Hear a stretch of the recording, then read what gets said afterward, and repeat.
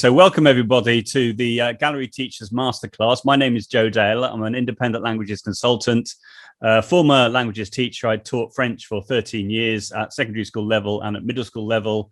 And today I'm going to be talking to you about promoting listening and speaking skills through creativity. So as I said, you can see in the title, today I'm going to be talking about promoting listening and speaking skills through creativity. It's a real pleasure to be here, and I'm very grateful to Gallery Teachers for this opportunity. So let's move on to the first slide. Today's presentation is going to be very practical. That's a little bit of information about myself.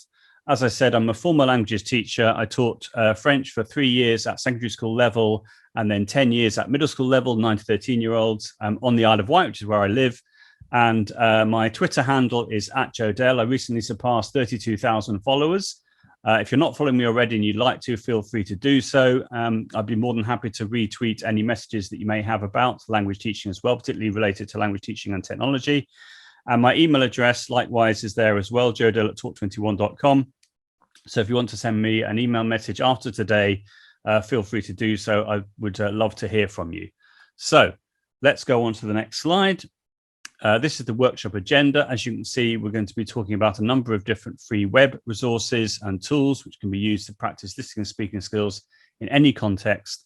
And I will be focusing particularly on the following. So to start off with, I'm going to be looking at 3 different solutions for quickly recording audio without requiring a login by using the browser, being able to record speaking homeworks, and you can also use it for giving audio feedback. After that, I'm going to be showing you how you can use a tool called QWIQR, which allows you to not only give audio feedback, it also allows you to practice conversations asynchronously, which I think in the current context is a very useful way of being able to practice speaking when we can't necessarily guarantee that we'll be working face-to-face with students. It might be that you have some students in your class, but it might be that there are some students at home, and therefore being able to use a tool like QWIQR is a great way, in my opinion, to be able to practice speaking either face-to-face or asynchronously. Finally, we're going to look at a tool called Wheel of Names, which is a random name picker, but you can also use it for other ideas as well. And not only can you add text into Wheel of Names, you can also add images as well. So I'll be talking about ways in which you can use this for language practice as well. Okay, so the first tool we're going to talk about is Vocaroo. Now, Vocaroo has been around for a long time. It used to be Flash-based, which meant it didn't work on iPads and other mobile devices. But reasonably recently, they decided to rewrite the website, and the developers made an HTML5 version of Vocaroo, which meant it then worked on all devices. I'm actually going to demonstrate this live, so I'm going to click on vocaroo.com, the link here. You can see that there's a red record button, so it couldn't be simpler. You don't need to have any sort of login details for this. You do not need to create an account. You can just record. It's unlimited how long you want to record for, I think I'm right in saying. And the recordings that you make are stored for up to 1 year. In fact, if the recordings are accessed a lot, apparently, this is straight from the Twitter Vocaroo account, they'll actually keep your recordings a bit longer. But by default, it was for 3 months that you had the recording, but now it's up to 1 year. So let's just see how easy it is to make a recording. Here we go. So, okay, so I'm now making a quick recording using vocaroo.com. As I was saying, you do not need to have any sort of login detail for this to work. So it's perfect for students to use, in my opinion. Once you've hit record, you just speak into the microphone, practicing the work that you've been doing through speaking. Maybe you've written a script, or you've been practicing face-to-face with colleagues. And then you can then record your audio, and it will go straight up onto the servers on Vocaroo. And you can then share it via a link. You can download it. You can share it via a QR code, and so on and so forth. So I'll go into that in more detail in a moment. Here we go. So I click stop. Having done that, I can then press play. I can listen back to the audio if I wanted to. I can click here. I can re-record. But if I'm happy with what I've done, I can click save and share. Okay, so having done that, as you can see, I can download the recording. I can delete it. I can generate a QR code like this. As you can see, that generates the QR code. But if I just want to copy it, I can click here, copy the link. That's copied the link. I can now paste that into, for example, the chat in Zoom or Microsoft Teams or Google Meet, whatever it is that I'm using. I can ask the students to email it to me as they're speaking homework. I could generate a Google form or a Microsoft form and ask the students to write their name on the form, and then using a short answer box on the form, I can then ask them to post in the link to Vocaroo. And in that way, it's a simple and easy way of collecting in all the links all together, which are then named. And then you can then generate either a Google Sheet or a Microsoft Excel worksheet, which would then have everyone's names and all the links as well. And a little tip as well, if the first question is, what is your surname? You can then sort the order of all the different names in the Google Sheet or in the Microsoft Excel spreadsheets into alphabetical order, which means that will then mirror your mark book, which is really handy. So that's how that works. Really, really simple and easy. And that's Vocaroo, probably the most popular web tool, I would say, for speaking that I know of, which is liked by languages teachers. Let's go on to the next slide. So the next slide looks at a similar tool, Speakpipe voice recorder, as opposed to just Speakpipe on its own. Speakpipe on its own allows you to create an account, and it gives you a few other features, which I'm not talking about today. I'm just focusing on the voice recorder tool, which is completely free. So you can see it's very similar to Vocaroo. Again, it doesn't require you to have an account. You can, for this one, you can only record up to 5 minutes, but I think 5 minutes for audio in a languages class is plenty of time. The tool works on all devices. So as you can see on the screen, it works on iPhone, iPad, iPod, Android devices, as well as on a laptop, a Mac, etc. So that's really handy. It's perfect for a bring your own device context. And if you hit record, you'll see how it works. So here we go. Okay, so this is Speakpipe voice recorder. As you can see on the screen, it's allowing you to record for up to 5 minutes, which I think is plenty of time. If you want to start again, you could just click on reset. But if you're happy with the recording that you've made, you then have to just click stop like this. Okay, so I've just done that now. Again, if I wanted to start again, I would click reset. I can listen back to the recording by clicking the play button here. But if I'm happy with what I've done, I can now just click get a link. Okay, this is really important. This bit, a bit like with Vocaroo, it's completely anonymous when you are making your recording. But here, if you wanted to, you could put your name in, but you don't have to if you don't want to. It is optional, as you can see. So those people who are particularly concerned about privacy for obvious reasons, then that's great that is there. You can see as well, it says recording is stored on the server for 3 months. After that time, it will then be deleted. Okay, so if I click get a link like this, so again, you can see that you've got the link to the recording just here. So it means all I have to do now is just click in the box here, select everything, right click, copy, etc. And then as a result of that, I can then paste that wherever I want to do. So wherever I want to paste it. So I could, for example, paste it in a Microsoft form, in a Google form, the way that I've talked about. I can share it via an email address to my teacher, etc., etc. Now, if you want to download this recording, all you have to do is click on the link here, which says open in a new window, like this.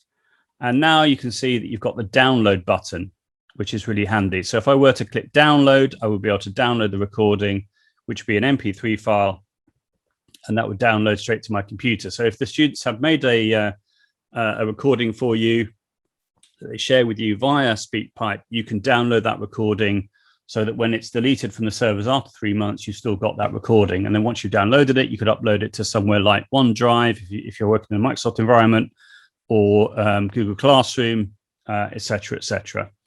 Okay, so that's how that works. And let's go to the next solution, which is a similar idea around asking your students to submit voice recordings. Okay, so this one's called Record MP3 Online.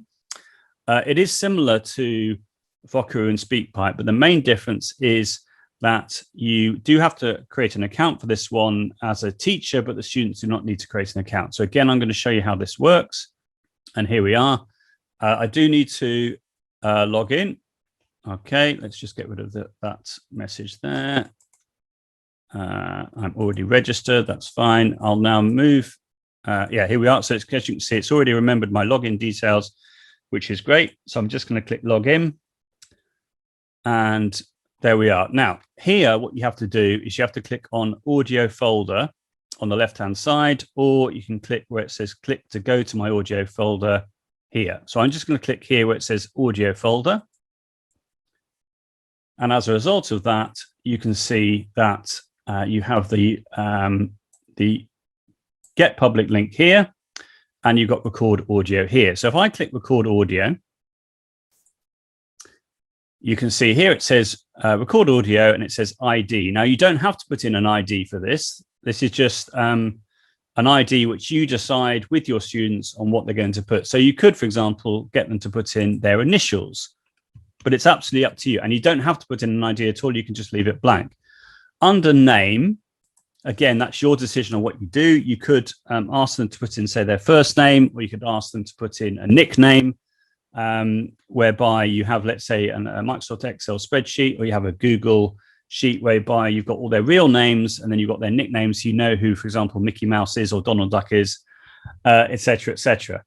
But again, you could leave both of those blank.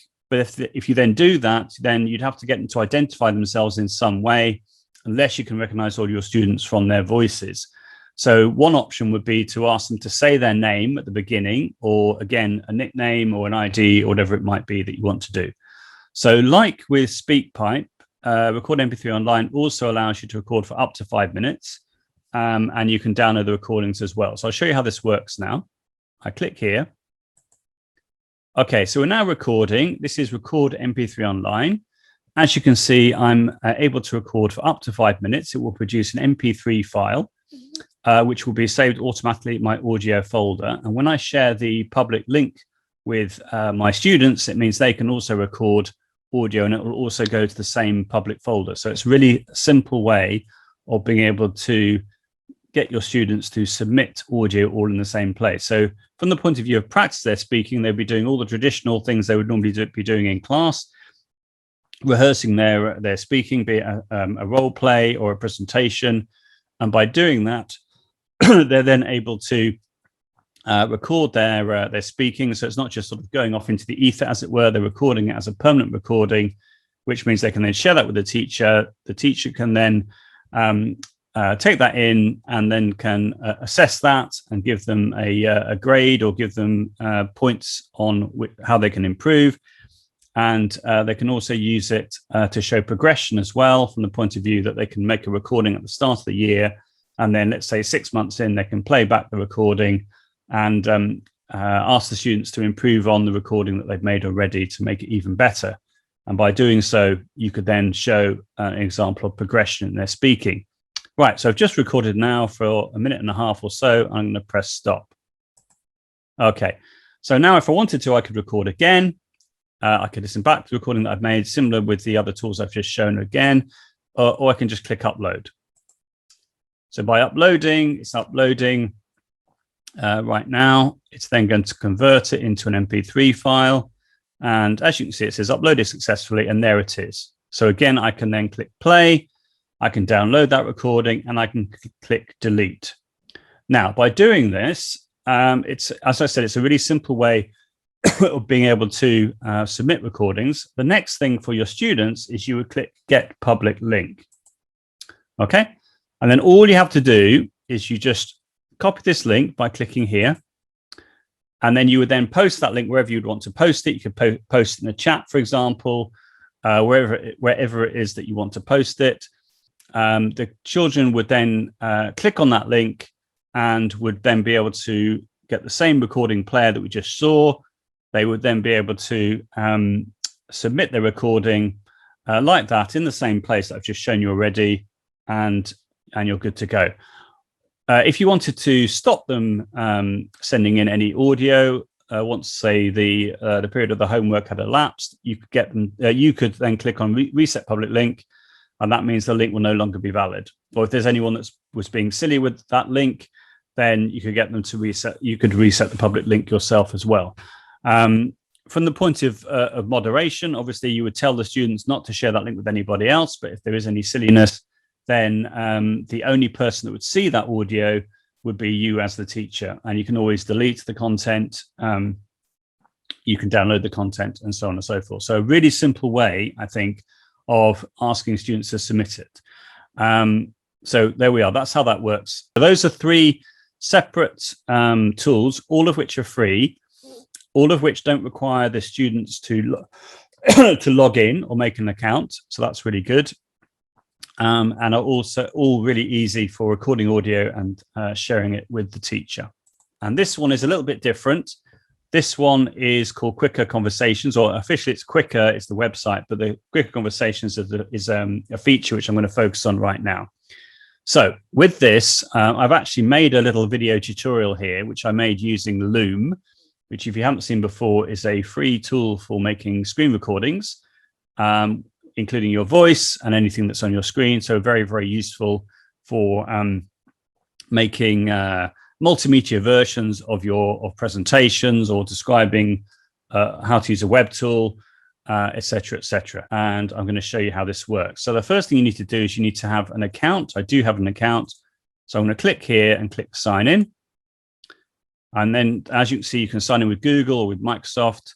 I'm going to click on sign in with email, and I'm going to click sign in like this. Okay, so I've now signed in. I then click on the 3 lines here and I click home. Okay, so this is a completely free tool to use. And what I'm going to do now is I'm going to click on create instant feedback. Okay, so there we are. Now, if I scroll down, you can see that I've got this option here, record QWIQR feedback. This would be if you wanted to give an individual student some audio feedback using this tool. Now, I'm not going to show you that today because I want to focus on QWIQR Conversations, but that is very straightforward as well. But what I'm going to do now is I'm going to click here, which is the feature which I particularly like about this completely free tool. This tool was designed by a science teacher in the southwest of England. And there are 2 versions of the website. There's the uk.quiqr.education version, and then there's the eu.quiqr.education version. So if you are using the UK version, it means the audio will be uploaded onto servers in the UK. And if you're using the EU version, it will be uploaded onto servers in the EU. As you can see here, it says title, give this QWIQR conversation a tag. So you can add in a tag or a title there, which helps you to organize all the different conversations that you've had, if you would like to. But once you've done that, you can then click record. You can either record directly in the browser, or if you prefer to use a tool such as Vocaroo or Speakpipe or Record MP3 Online, then download that recording onto your device. You can then upload it from there. Or if you wanted to use, say, a tool like Audacity, which is a free digital audio workstation, you could edit your recording and then upload it onto QWIQR in that way. But I'm just going to record directly in the browser, which is the quickest and easiest way of doing this. So here we go. Okay, so I'm recording right now, and I'm demonstrating how to use QWIQR.education as the website, and particularly the conversations feature. So let's imagine that I'm using this to practice a conversation. I could be recording the first line of my conversation in my dialogue, and I then share the link with one student or multiple students who then will record their different lines in a conversation as well. Or I could be describing a learning objective or presenting some content, and then giving the students the opportunity of giving feedback. Okay, so I've just recorded up to about 40 seconds, and I'm going to click stop. Okay, so that's now uploaded onto the servers, which is fantastic. As you can see here, I can delete this audio. I can also right-click the player and click Save Audio As, which allows me to download the audio onto my on my device, which is fantastic. I can also add a photo if I wanted to. So if I wanted to have a picture prompt for my exercise, I could put in a picture which could have some instructions, or it could be, let's say, a scene I want the students to describe in their own words. I can add some text, which could be adding some instructions. I can add a web link, which could be, for example, I want them to go to a certain website and then describe it in their own words, and so on and so forth. Now, having done that, we then have the choose allowed response types. I'm a big fan of disabling the response types I don't want to use. So to do that, all you do is you simply click on the little ticks there like this. So the only thing that will appear on the screen on the device which students are using, it will only show the blue circle with the white microphone in it, which is what you want it to make it as simple as possible. I also absolutely love this feature, which is moderate this conversation. So if I click on that, it means that anything which appears on the page, which you can see in a moment, it will give me the option as the teacher to either choose to approve that content or to delete that content if I feel it's inappropriate. Again, I'm not asking these students to write their names in or anything like that. So they'd have to identify themselves in some way, which could be either they either say their name in the recording, or you choose to include the text feature in the response. If it was me personally, I think what I would do is I would just ask them to identify themselves either with their actual name or an ID or a nickname. Then once you've done that, you click Start Your Quick Conversation. And there we are. Okay, so we can listen back to the recording. The reason I'm seeing all 4 icons here is because of the fact I'm still obviously logged in. But what I would normally do in this sort of situation is I would select the link in the browser, I would copy it, and I would share it with whoever was in, let's say, in a Zoom call or a Microsoft Teams call, whatever it might be, how I'm sharing my screen or how the lesson is running, or if it was in a face-to-face situation, what I could do, which is what I'm going to do right now, is click on a QR code extension. This one's called the QR code extension, which is a Chrome extension, which I have here. And just to show you how this works, I'm going to quickly launch my iPad, and I'm going to launch my camera on my iPad. I'm going to scan the QR code like this. There we are.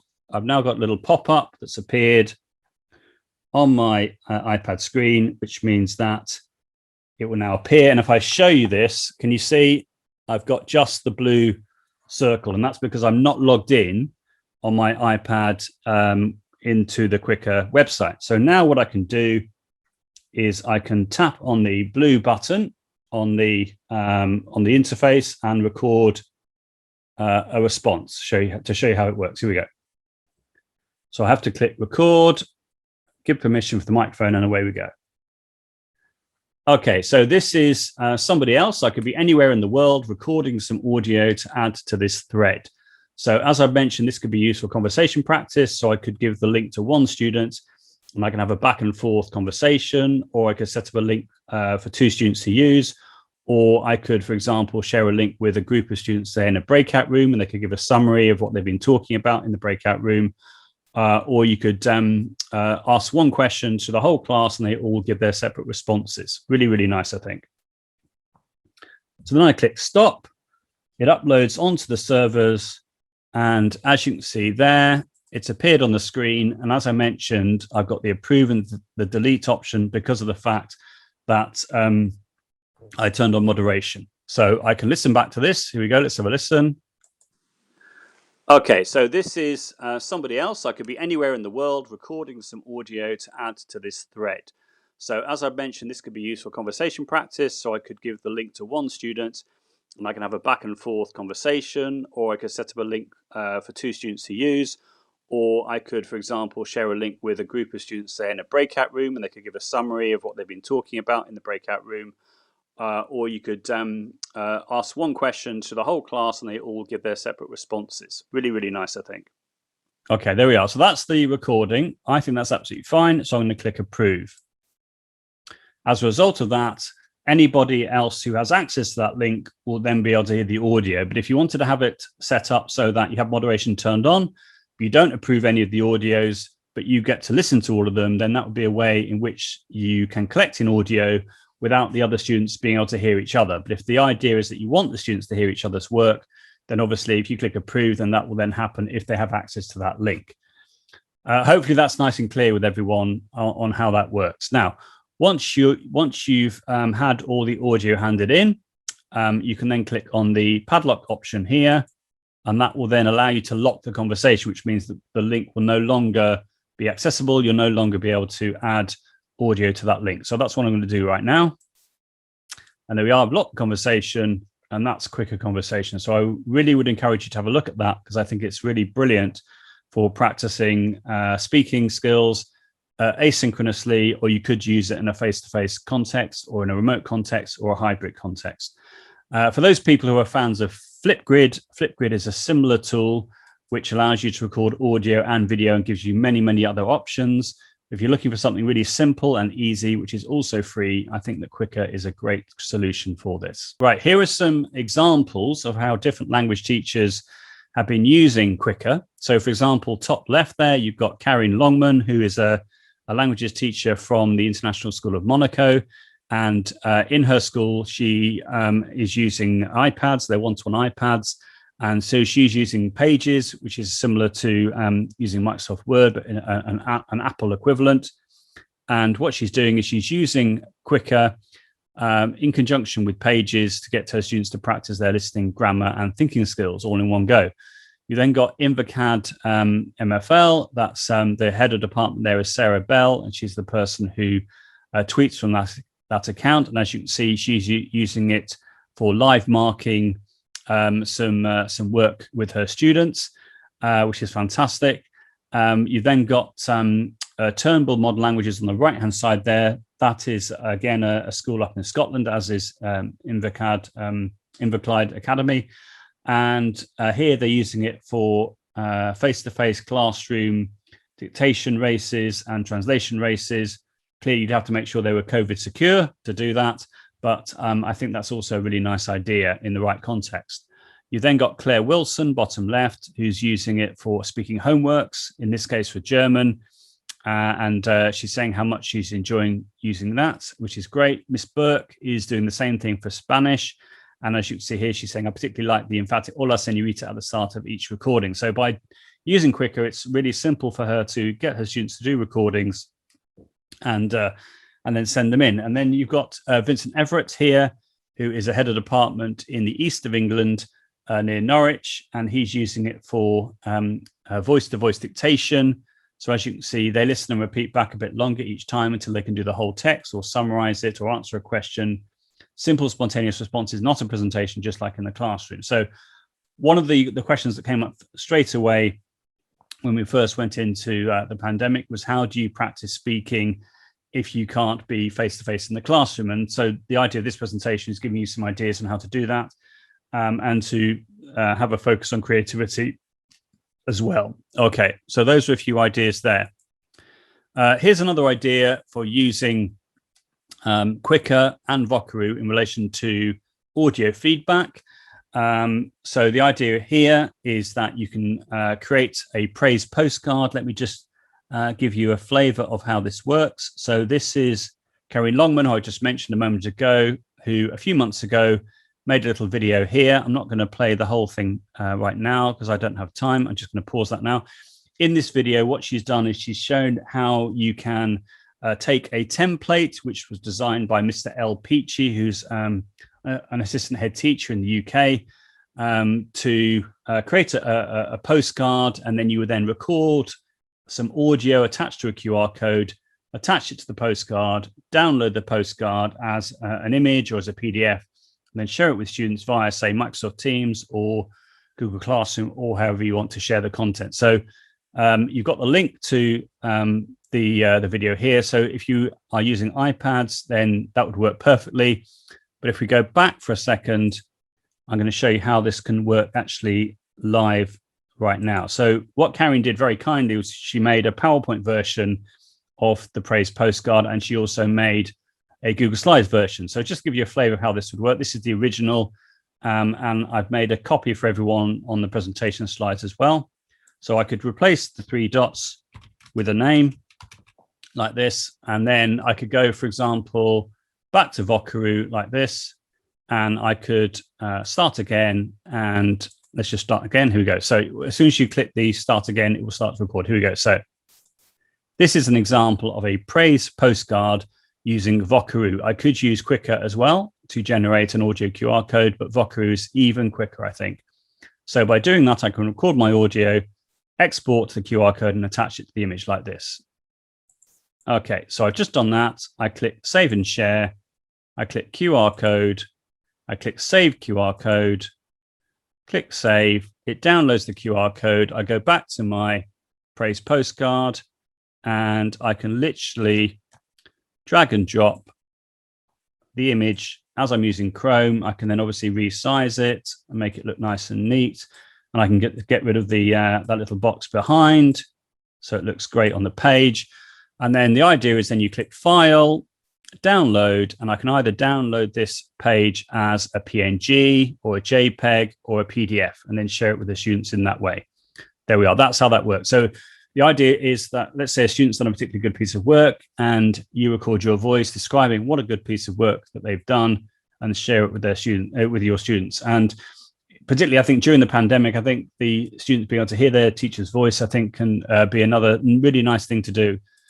Or you could send it to the parents as well. So that's a praise postcard. And you'll notice here, when I've got the link sending in copy, if you click on those, you'll get a copy automatically of the student version. And then the second one, you'll get a copy of the teacher version. Right, this is Vincent Everett, I've mentioned already. He's using QWIQR in another interesting way. I'm just going to play you this right now, and I'm just going to let him describe the situation. And I'm going to go into more detail about what he's exactly doing. Here we go. And then you have this conversation with him, and there he is. You can click here to bring up the sound, which I've got here. Either that or scan on your phone this QR code will bring up the audio. So if you click here, you'll hear me basically, or someone else, other contributors saying this. The questions underneath are very much there to help you understand. So what is his name? Je suis Henri. There you are. What is behind you? Regardez derrière vous, il y a un pot de fleurs énorme. Okay, so on the one on YouTube, I didn't spoil it for you. I didn't turn around and see the big pot of flowers. But when you do this in class, I know from the previous Street View Mysteries, there's a gasp out loud moment. Sometimes pupils even scream when you turn around and you suddenly see something like an enormous pot of flowers for no apparent reason, just sitting there. Okay, so there are some strange things going on in this town. Okay, so just to clarify what we're seeing there, Vincent Everett decided to use Google Street View as a way of doing a mystery in a particular place. He chose the town of Vesoul in France, but of course you could do this for any town, any city, any place around the world. And then he created a number of different clues. He did written clues, but he also did audio clues. So he asked people, as part of the MFL Twitterati social media community, to record different bits of audio using QWIQR. And then he took those QR codes from QWIQR and he posted them into the resource pack, which you can download from the link in the presentation, which I'm sharing with you. And as a result of that, you can go through and you can see exactly how he's put this together. So he had different people in the MFL Twitterati who were playing different roles, such as the old man, as in this situation, or maybe a young woman or a girl or whatever it might be. They recorded their voice, and then he added those links into the resource pack, which means you can then scan those links, listen to the audio, and solve the clue, which I thought was a very, very creative way of using audio for practicing listening skills. Okay, I've also wrote this article last year for the Modern Languages Teachers Lounge Facebook group, which is organized by Linguiscope. I've also made it available as a Google Doc link at the bottom there as well. And it took me a couple of days to write this. It's got lots and lots of different ideas around listening and speaking and giving audio feedback using a variety of different tools, either in a Microsoft context, in a Google context, or in an open-ended context, which is not particular. It's not affiliate to a particular organization or what have you. So again, you should find lots of useful links and ideas there as well. Right, Wheel of Names. I'm going to talk about this a little bit now. So Wheel of Names, if you haven't heard of it, it's a free tool for either using it as a random name picker, but as you can see here as well, you can also use it for adding images and what have you. And so essentially what you do is you add the content into the wheel, you then spin the wheel that you've made. As a result of that, you can use that as a speaking prompt, or you could as well use it as a writing prompt. So you could, for example, use it as a name spinner, and you could then ask a student to then reply to a question that you've got, or you could put in, let's say, sentence starters onto the wheel of names. So when a sentence starter comes up, you can then ask the student to then talk about that sentence starter, or maybe an image, as in the third wheel there, a prompt to talk about, let's say in this case, their favorite pet. So let me just show you an example of this. So this is an example whereby I'm just using it as a standard name picker. So I put the different names in here, I spin the wheel. You may recognize the names. Let's see which one comes up. And as you can see, it's now Paul. So I could then say to Paul, okay, Paul, tell me what you did last weekend.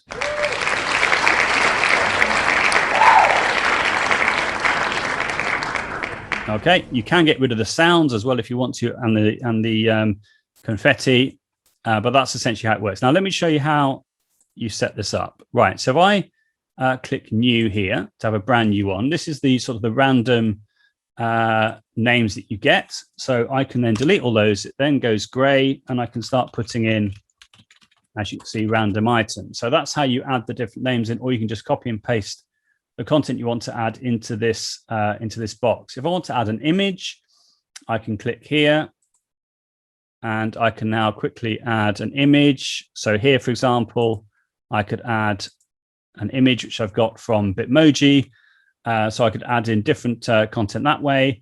I could also add in an image from a website such as Photos for Class. Let me just close some of these windows here quickly. Like this. Okay, so for example, if I were to go to photosforclass.com and I put in an image search such as France, for example, and then I get an image which comes up, let's say this one, I can click download like this, and I can click save. It downloads the image. I can now go back to Wheel of Names, and I can click add image, and then I can find that image, which is going to be here somewhere. Far too many images on my desktop. Just give me a second while I find, there we are. Click open, and there's the image. So Photos for Class, what's really nice about it is it's a directory of free images which you can use, no problem at all. The other thing I want to show you is AutoDraw. So with AutoDraw.com, this allows me to produce a picture of, say, a cat if I wanted to. So I can click start over. I would recommend clicking the square option. This is great for people that find drawing difficult. So this works on all devices. I just click here, I choose the color. Let's say I want to draw another picture of a cat with a mouse like this. I can just draw the picture like this with the whiskers. Not the easiest thing to do with a mouse like this, but you get the idea. And then you'll be noticing at the top of the screen that different images are appearing. That's because this is a Google tool. Using artificial intelligence, different items are coming up. So Google thinks that this image could be a leaf, or it could be a rabbit, or it could be a skating shoe, or it could be a crown, and so on and so forth. But of course, it's supposed to be a cat. So I've now made it into a cat. I can now click on select. I can now make the cat the size that I want, and I can also color in the cat by clicking here, clicking, say, yellow, and clicking there like that. There we are. And then if I want to then download that image, I can do that by clicking here and clicking download. There we are. So I've done that now. I can now go back to Wheel of Names, and I can add that image as what looks like a professional piece of clip art. I click add image. I find the picture again, which is there. There we are. Whoop. And I click open, and there it is. So again, you can use this as a really nice way of doing prompts. And the last thing I wanted to show you here is using a Chrome extension called Emoji Keyboard, which I've got here. And let's imagine I wanted to click on search, and I do a search for, say, television, because I wanted the students to talk about their favorite television programs. I click copy, I click here, and I paste it in. And now we have a picture for television. And you could have, say, 3 of those items next to each other, as I've got in my example here. So in the second one, I've got 3 items which I've added into each section. And then the idea is you would spin the wheel and then ask the students to make up a sentence or sentences using the images in that particular section that's come up. And I've got examples of these all here. I've also got the link to the Chrome extension there. And in the last one, this is just using Bitmojis as a way of choosing an activity. This is using a Chrome extension called Tab Resize, which allows you to have multiple wheels on the same screen at the same time. So basically you can have multiple windows open at the same time. You then just click on each wheel and it will then generate a particular item that comes up from each section, and that will allow you to make a random sentence, which you could use for speaking or for writing. Let's carry on. Here's an example, again, Karen Longman, who's split her screen in the way that I've described, saying that she's using Wheel of Names for practicing verbs, tenses, making sentences. You've then got Jane Basnett there, who works in a Microsoft environment, and she's incorporating Wheel of Names as part of OneNote, class notebook. So you'll be able to do the same thing as well. So that's really, really awesome, I think. And then we've got Classroom Screen, which is a free website which allows you to organize sort of classic classroom activities or classroom tools like name pickers, like a timer, a stopwatch, and so on and so forth. So in this example by Esmeralda Salgado, what she's done is she's clicked on the media option in Classroom Screen. She's clicked on the embed option, pasting the link for Wheel of Names, and then that's put in different sentence starters, such as in the future, I used to do this, and my town has, and so on and so forth. So sentence starters, she wants her students to then come up with a sentence in the target language using that sentence starter. And then she's also got the name picker on the left-hand side, which allows her to run that as well. So in this example, Connie would then talk about the section that's come up there in green. And that's the idea. Okay. So there we are. So just to finish off with, I wanted to point out the fact that there are many resources you can access via the Gallery Teachers workshops, giving you access to a huge amount of continuous professional development. Again, I'd like to thank Gallery Teachers for this opportunity, and I really hope that you found this masterclass useful, and it's given you lots of practical ideas on how you can promote listening and speaking skills through creativity using free online tools.